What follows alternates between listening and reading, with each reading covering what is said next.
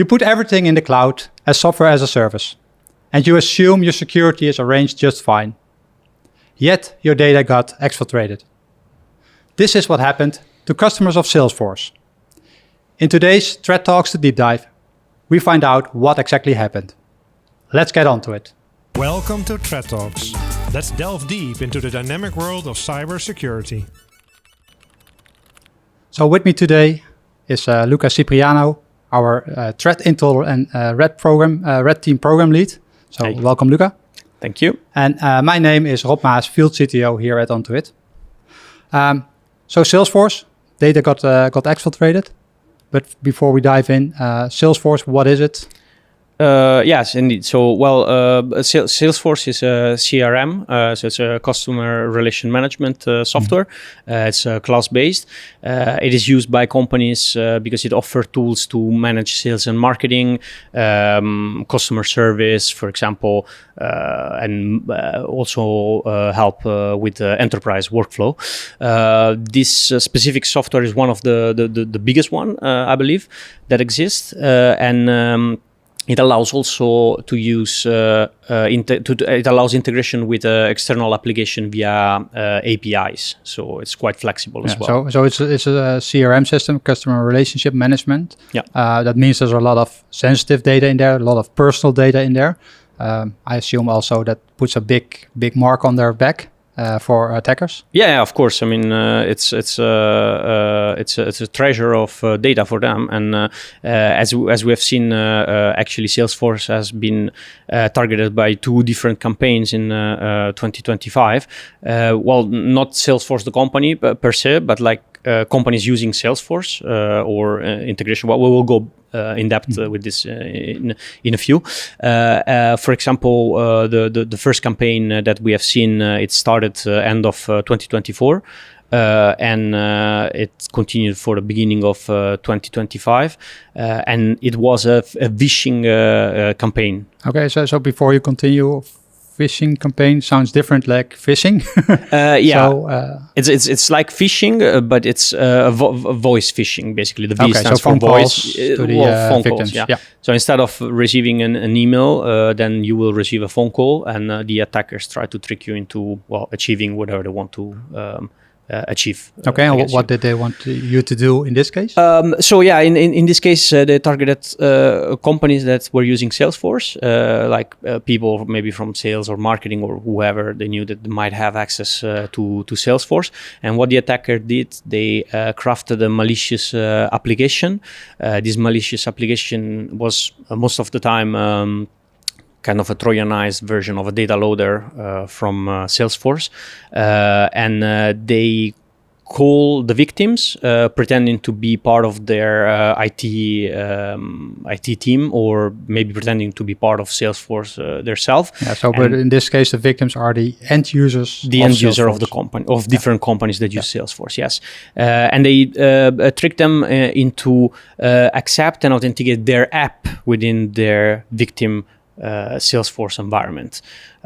So in this case, could have been like, for example, a link or just telling him where they need to find the application. But the important thing is that person, the victim, was supposed to allow the application to their environment. Once the victim allows the application to their environment, they get an OAuth authentication flow, and they get issued an authentication token with a refresh token as well.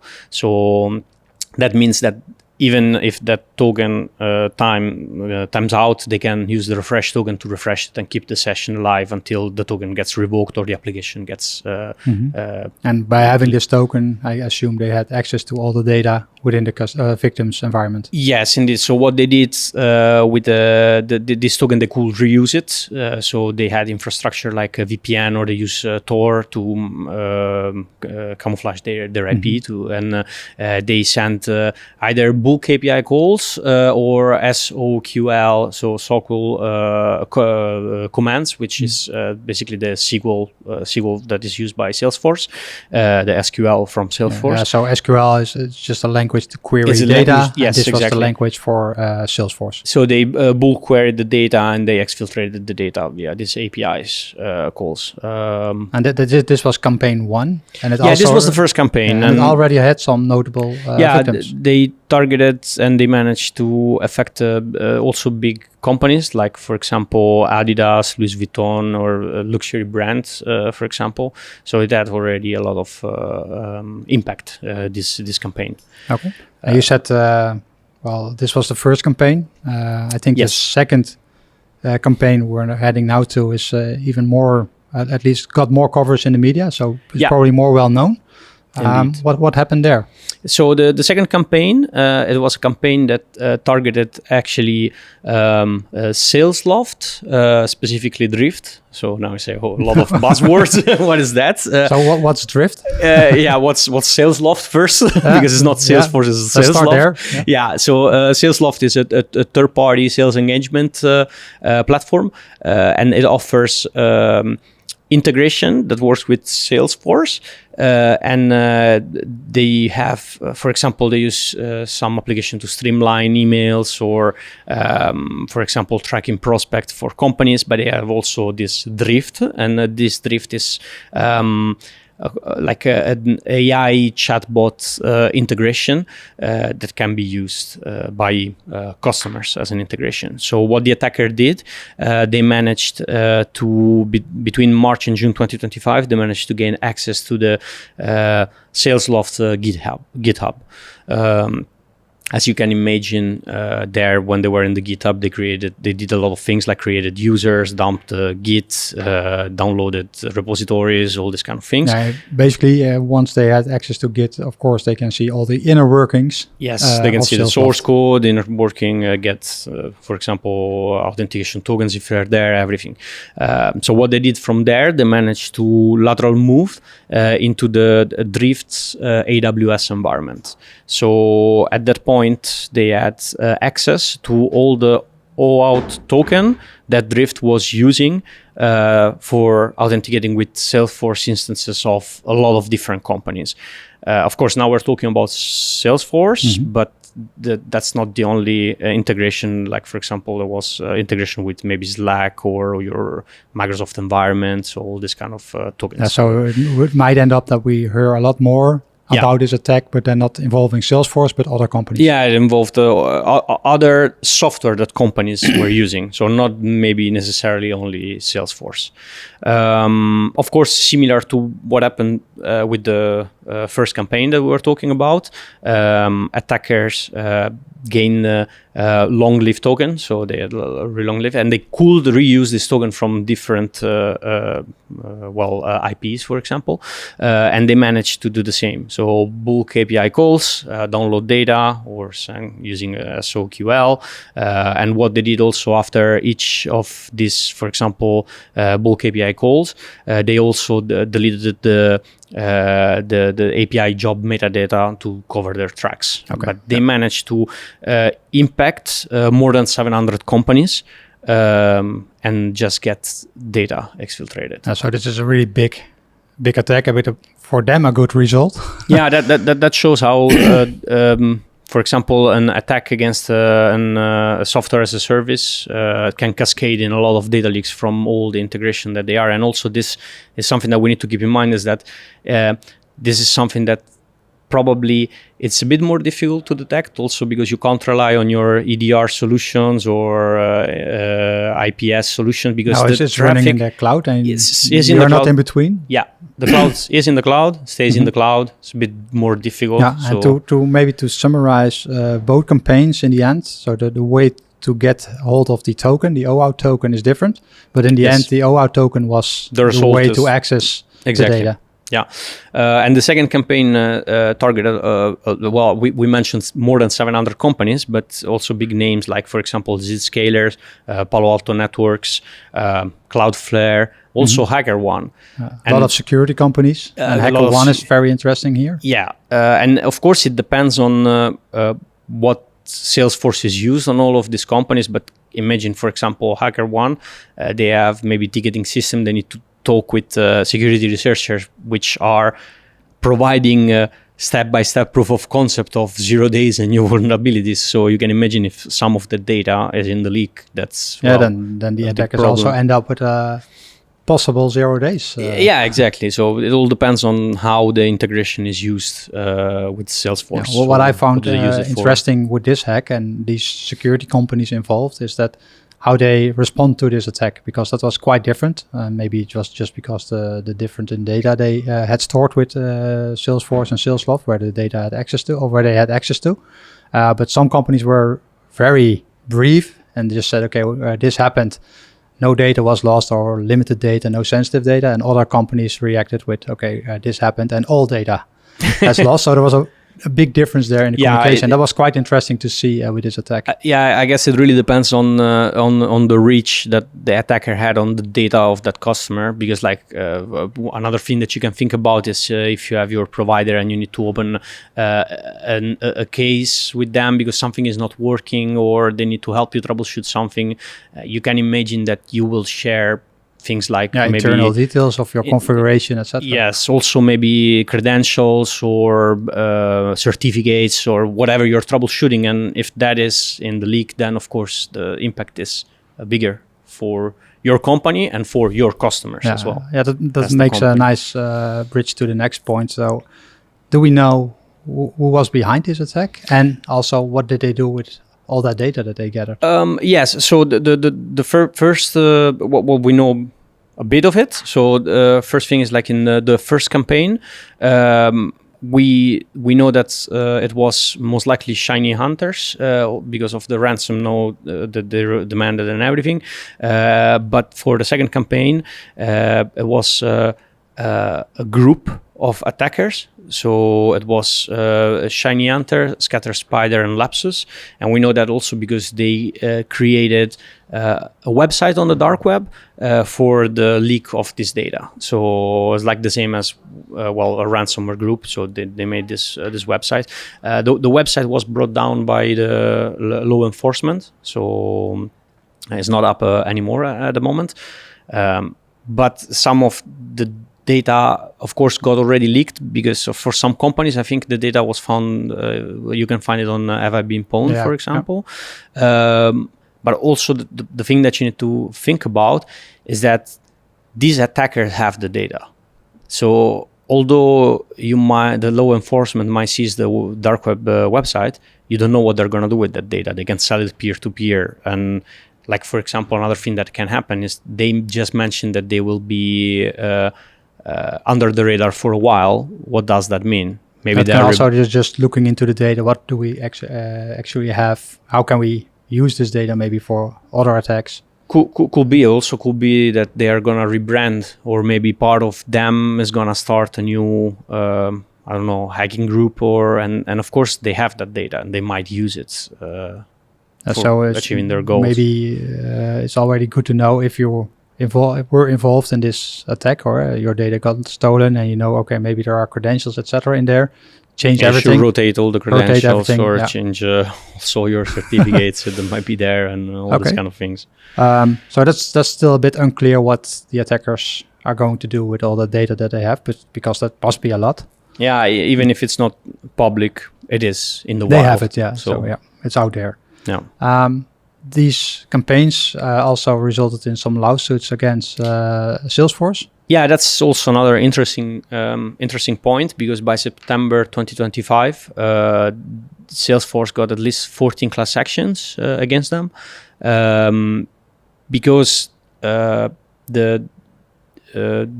saying that Salesforce failed on securing, for example, how do you say, when the integration between apps. So they were not really monitoring if malicious apps were integrated in their platform. But of course, Salesforce point is like that is a shared responsibility, because you should not accept app. So that's not totally on them. Yeah, we'll come to that, but it's the shared responsibility model within cloud. You put something in there, and then the vendor says, in this case, Salesforce says, okay, I'm responsible for my infrastructure, my application, make sure that's secure. But everything that you will send to it or get out it, or all the controls that we give you, that's up to you. And I can also imagine sometimes that leaves a bit of a gray area. Yeah. Who's responsible for what? Indeed, but in this case, if you think about it, it's not that Salesforce was their infrastructure were hacked. That's not No, it was exactly really what this happened. third party or someone either, tricked to make sure that the attackers get an OAuth token. So you had like either your own employees that made a mistake, like they fell for phishing, or you have, for example, a supply chain attack that Salesforce probably does not really have much. And an interesting control. thing here, so Salesforce says, okay, it was not our fault. You should take better security yourself. But that also led to the attackers collaborate with some of the investigation firms for these lawsuits. Yeah, that's of course that's the opportunistic part, and that's what the attackers did. They also on their website they released like a statement, and they were saying that they already were in contact with the law firms that were busy with this class actions, and they were gonna. We're going to be willing to share all the data that has been leaked, but not only that, but also like explain how easy it was for them to get that data and what the companies didn't do correct to prevent this kind of attack. Okay, that's a nice angle, at least something you would not expect. Yeah, no, they actually framed their part in it like as their extortion as a legal whistleblowing, you know. So it's kind of a white hat action. White hat action, yeah. They made it ethical. So we already mentioned Salesforce is running in the cloud, so endpoint detection doesn't do much, but other things you can do if you run. For example, if you use Salesforce, what can you do to defend yourself against these kinds of attacks? So there are some basic things you can do. And for example, if you think about a company, that they affected more than 700 companies. And one of the companies that was affected like this was Okta, but Okta was not breached. Why they didn't have any data leak? It is because what they've done, they have whitelisted the IP for the Salesloft Drift integration. So they knew that API token for that application could come only from the legitimate IPs. So when the attackers try to use the Tor or VPNs, well, they were not successful on connecting because there was a whitelisting. It was just blocking the connection at all. Yes. So okay. So it is sometimes difficult, especially with if you have to deal with. I'm not saying that this is the case, but if you have to deal with third parties that they don't really know, because it happened to me that I had to deal with. Or they run a dynamic infrastructure. Yes, so the IP addresses will change frequently. Then it will be really hard. So it might be not easy, but for sure it's a an possibility, method and it if you worked. have it. Yeah. So in this case, it worked for sure. Of course, I think there should be also you as a company, you should audit the apps that are connected to your Salesforce environment every now and then, and just make sure that you disconnect or remove apps that you don't know. Maybe this might be hard, I think, because you have your people within the company are using Salesforce, and then they see this tool. Okay, this makes my life easier. Can we not just add it? No, maybe they can even add it themselves. Yeah, so, that is difficult for sure.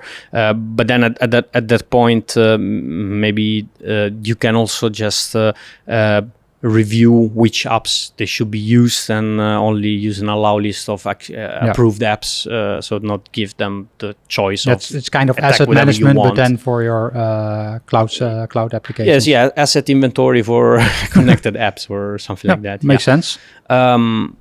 Maybe also like reviewing the OAuth session that are active, and then just monitor token usage, what they're doing. It's again, it's not easy, but especially when you use a lot of these integrations, but it's definitely something.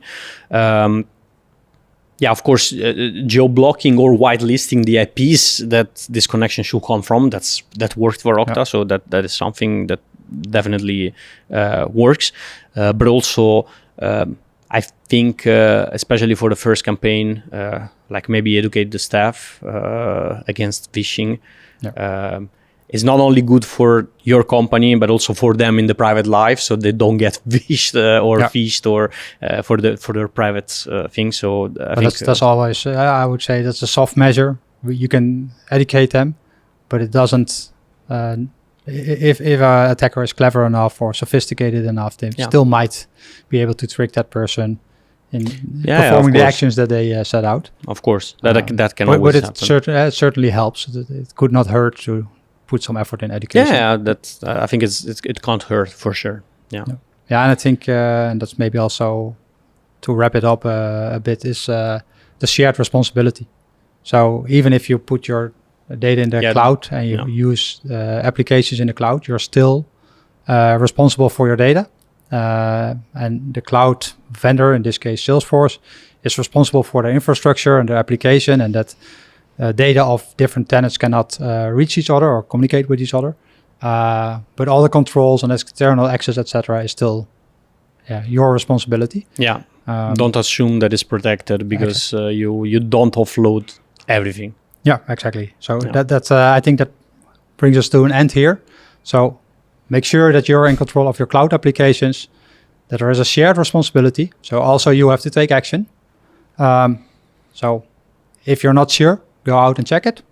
And with that, Luca, I will thank you for all the information. Learned a lot today. Thank you. And to you listeners, I hope to see you next time. If you didn't already do, please like and subscribe. See you next time. Thank you for listening to Threat Talks, a podcast by Onto It Cybersecurity and AMS-IX. Did you like what you heard? Do you want to learn more? Follow Threat Talks to stay up to date on the topic of cybersecurity.